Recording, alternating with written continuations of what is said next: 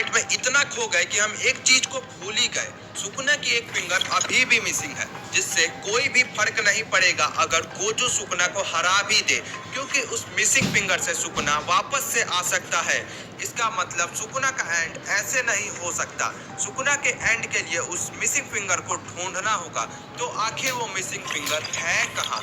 Chapter 222 Sukuna बताता है वो फिंगर गोजो के पास है। काफी वक्त से वो इस फिंगर से एग्जीक्यूशन को डिले करना चाहता है।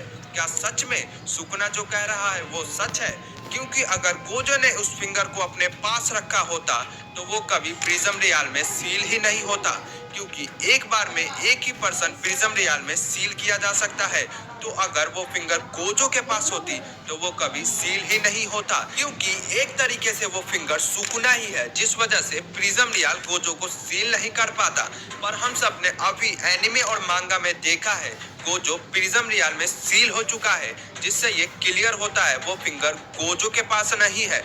लेकिन फिर भी एक सवाल आता है, गोजो ने वो फिंगर कहीं छुपा दी होगी। हाँ, ये सही भी हो सकता है, लेकिन अगर ऐसा होता तो कैसे ना कैसे करके केंजाकू उसे ढूंढ ही लेता, क्योंकि केंजाकू ने पहले भी जुजुत्सु हाई से फिंगर्स निकाले हैं। तो अब हम फिर से वहीं आ चुके हैं। आखिर वो फिंगर है कहाँ? तो एक थ्योरी के हिसाब से यूजी ही सुकुना की वो मिसिंग फिंगर है, क्योंकि यूजी सुकुना की तरह ही दिखता है। और जब सुकुना यूजी की बॉडी को टेक ओवर करता है तो ऐसा लगता है वो सुकुना की ही बॉडी है। और शायद ऐसा इसलिए है क्योंकि केंजाकू ने यूजी को ऐसा ही बनाया है।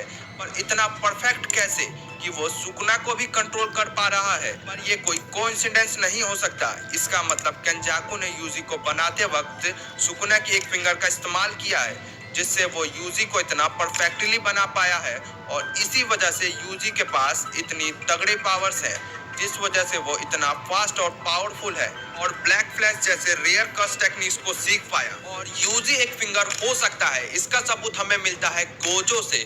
गोजो हमें बताता है अगर कोई सुकुना की एक फिंगर खा ले तो वो बाकी की बची फिंगर्स की ओर अपने आप आकर्षित होगा।